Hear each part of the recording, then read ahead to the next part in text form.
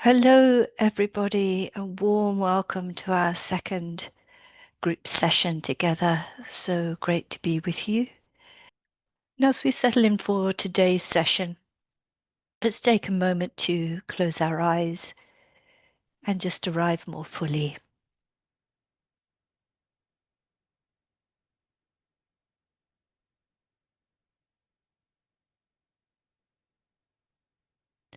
It's feeling that you're joining a group space with many others and that we're all here together in one energetic space. And this just helps to set a feeling, an experience of togetherness, communion.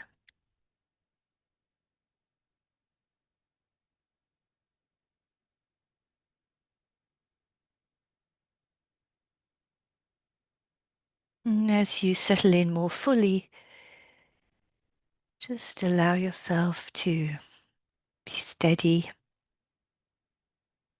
to be quiet.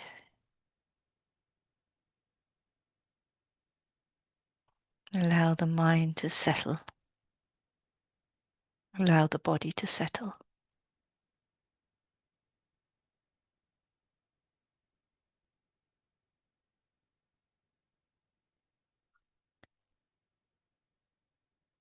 And coming into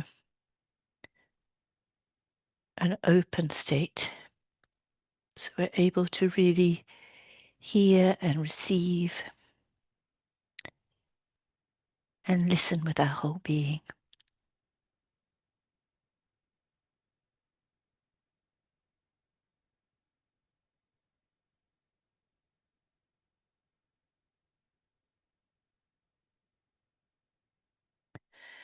So today we're going to talk a little bit about steadiness. It's such an important quality and one that's often overlooked. So we'll start with the question, why is steadiness important? Well, as it says, steadiness is the foundation for all connection and alignment. And it is actually a practice in itself, but we often take it for granted. It's a bit like the air. We're breathing it all the time, but we're not always aware of it. And steadiness as the foundation of our practice is really important. And one could argue it's more important now than ever to be steady because there's so much going on around us. There's often a lot going on within us. And the second point is that consciousness dictates the clarity of experience, but it's steadiness that dictates the clarity of consciousness. Now, this takes practice. It takes practice and perseverance to maintain steadiness of consciousness. It's not just in meditation, but also in daily life. And I'm sure many of you already practice that. But it's something that we need to pay attention to. It's something that we maybe need to increase our practice of. Now, it's true that steadiness can only happen consciously. You can't be absent-mindedly steady. It has to be consciously sought and maintained. And it's a little bit like wisdom in that sense. You know, wisdom isn't something that you can practice, it's something that you attain over time. And steadiness is similar to that. And if we look at the benefits of steadiness, one is that it immediately pulls you into the present moment. That's the beauty of it. It creates a sense of spaciousness and timelessness. And the being in the present moment with a sense of spaciousness and timelessness give you that energetic buffer. And that's what we really need, especially if there's a lot going on within us, which would be subconscious materials that we're experiencing rising up, or whether it's in our environment around us. There's so many distractions and stories and narratives and events taking place. we need a little bit of a buffer. And that buffer is not to detach us or cause us to lack compassion. That buffer is there to buy us the space and the time to be able to respond to what we're seeing and feeling consciously. So it's really important.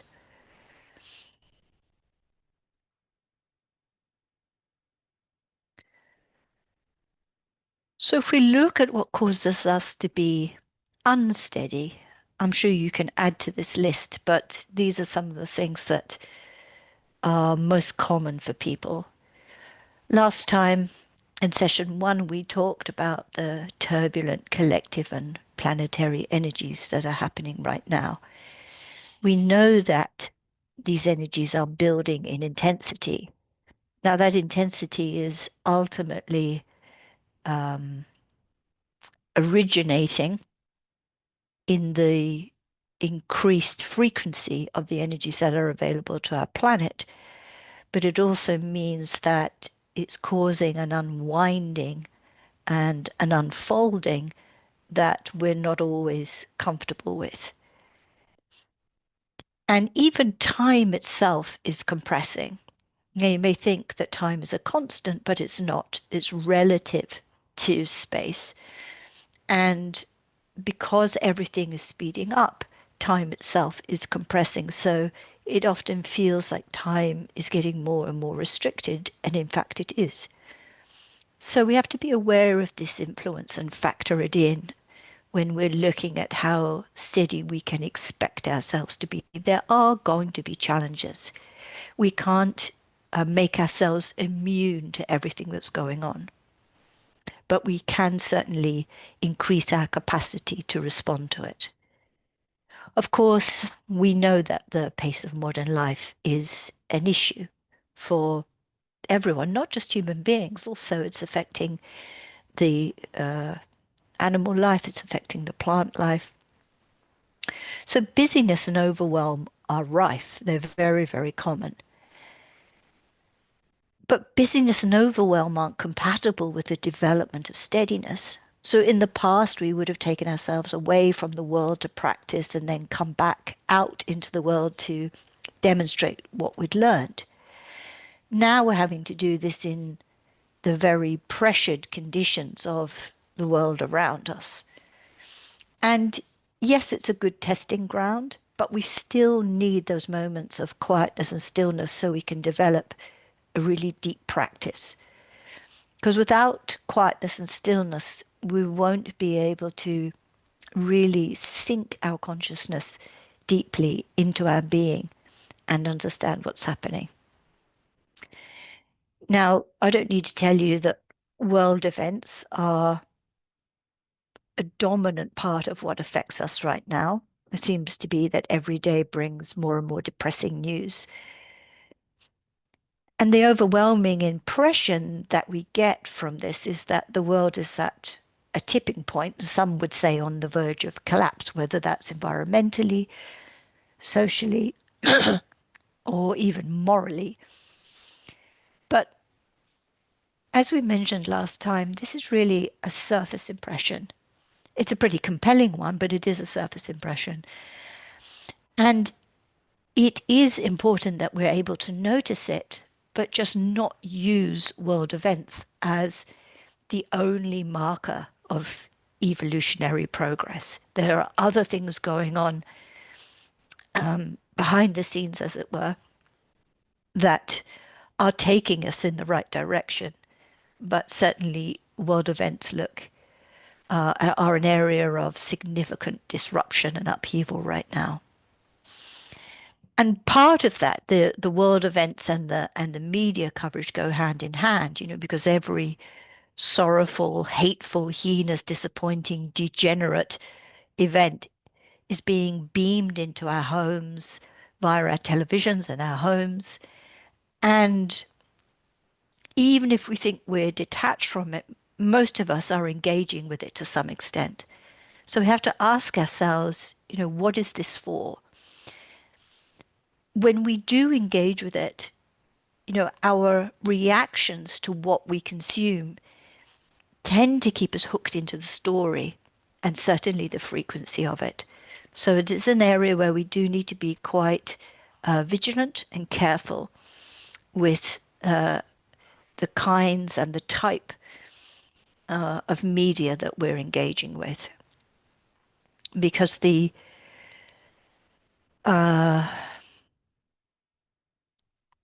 seems these days as if a lot of the information that is in the public space is what they call rage bait, encouraging us to have an angry or indignant or outraged reaction. And of course, all of that is going to eat into any steadiness that we might be developing in our meditation practice. Our perception of ourself, which obviously lays the ground for our perception of others and the world, is also part of what eats into our steadiness or prevents us forming it in the first place. Because subconscious programs are actually the biggest threat to our steadiness, even more so than world events and the pace of modern life, and certainly the collective and planetary energies. So we also have to look within and see what's happening in there. How steady are we within?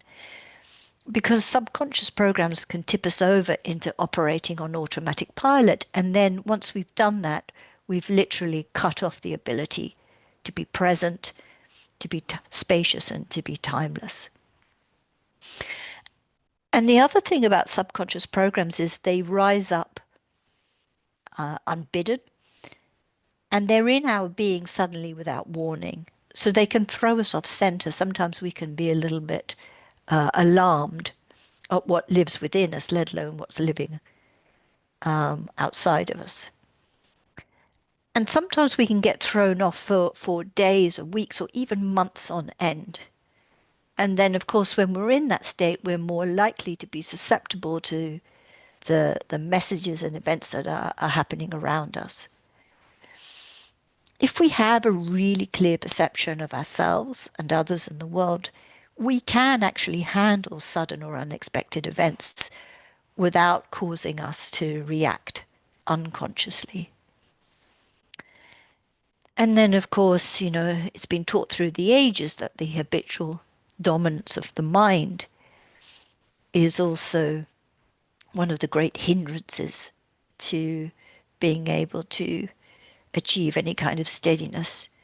Now, the mind is used to having its say. It usually arrives on the scene before consciousness does. And by the time we become conscious, it's too late, and the mind has already by that time made a conclusion and carried out a reaction. So the habits and the tendencies of our mind, as well as our perception of self, are really where we need to start our work. Now, for all these factors affecting steadiness, we can ask ourselves, what is real and or what is true? If we inquire about this sincerely, it will bring us back to reality and truth, i.e., what is eternally good and reliable. And then we can see all the pressures and distractions as just the play of Maya, the play of illusion on the surface. So we can operate in the world, but not of it. So I think these questions, what is real and what is true, they cut through a lot of what we're entertaining. I think we spend a lot of time trying to sort through all the sense impressions that are coming towards us and that arise within us. And these two questions can really cut through to what is important.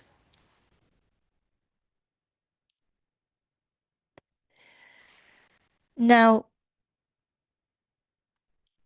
it's not rocket science to see that when we're not steady, our mind can become habitually restless.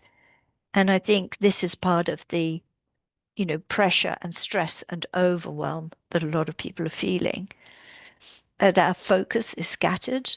At the best of times, human beings are not particularly good at disciplining their focus. Their attention is pulled to dominant sensations within and outside of us. But when that's happening, we have a restless mind and our focus can't be channeled. It means our body and our energy are just literally flooded with all the sensations of the thoughts that we're entertaining. And especially if those thoughts are sense of sorrow or grief or indignation or outrage as to what's happening in the world, then when we react to those things, it's as if we are inviting those same conditions inside of us. So every time we react, we can think of it as inviting those same sensations and same conditions inside of us. Now, interior state is really our own. It's sacred. And nothing is in existence, nothing is allowed to contravene that space, invade that space. So we really have to exert a discipline over our own being to make sure that at least our interior state is as quiet and calm and ordered and still and steady as we can allow it to be. And of course, if it's not, then our frequency drops. As soon as the frequency of our field drops, then it's much, much harder for us to even attempt this practice of steadiness. We need a certain baseline. And this is why it's so important to be quiet and still in the present moment, because that present moment presence brings a certain frequency increase with it, makes us more naturally resilient to the kind of information that is around us. And, the first four undermine the practice of steadiness, but what they create, unfortunately, inside of us are the very conditions that we fear in an external sense. Now, we're going to practice steadiness today. When we are unsteady, we feel that we lose the access gate for connecting into our presence. We don't lose it, but it feels as if we do. And being cut off from our source state, being cut off from our innate nature, and certainly from the higher frequencies, higher dimensions, and all of the support that can come from those places. This is one of the most uncomfortable feelings for a human being, to feel that they are alone, that they are cut off, that they are not in receipt of the support that they would like. So practicing steadiness keeps that gate open, that gate of connection with your essence, your presence, and through that, everything that you know to be good and true in the world. So it says here that in order to practice steadiness, it's not just withdrawing conscious attention from unwanted distractions. If we are not present and conscious, we know that our subconscious goes on duty and takes over generating our experience, which then becomes a reinforcing loop. So to counteract this, we need to practice placing our conscious attention at will. And it's much easier and more efficient and effective to place your attention into something than try to wrest it away from something else. So just remember that. Obviously, because the news stories are so stark these days and so coming at us thick and fast, it can be difficult to feel that we have the ability to disengage from them. But instead of trying to distance yourself from certain thoughts, It's much easier if you place your conscious attention, if you anchor it. And if you're going to choose a place to anchor your attention, you need to place it into something that isn't going to change, because otherwise that is also destabilizing. Then we're running after fleeting pleasures. And as we know, as we've heard many, many times, source energy is the only eternal state. It's the only way we can achieve this steadiness and this connection. So it's something that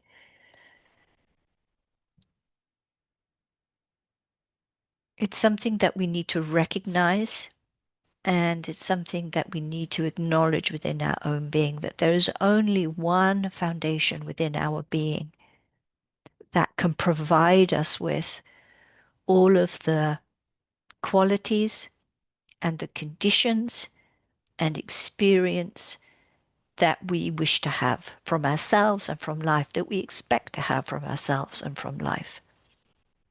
So let's move into our practice now and bring that into our own experience.